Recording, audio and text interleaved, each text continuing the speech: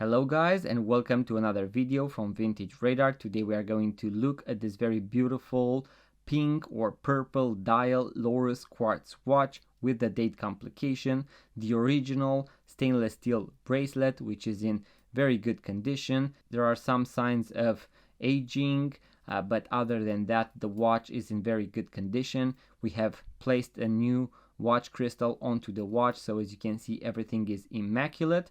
The watch, as I mentioned, features a date complication at 3 o'clock. This is a very beautiful watch.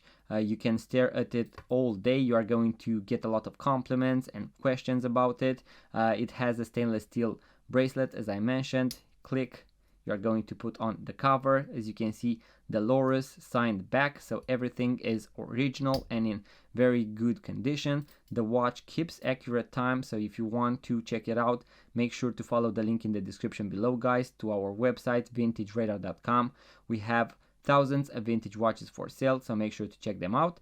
And if you enjoy this type of content, guys, about watches, vintage watches, watch reviews and watch tutorials, make sure to subscribe to this YouTube channel, like this video, and I'm going to see you guys on the next video.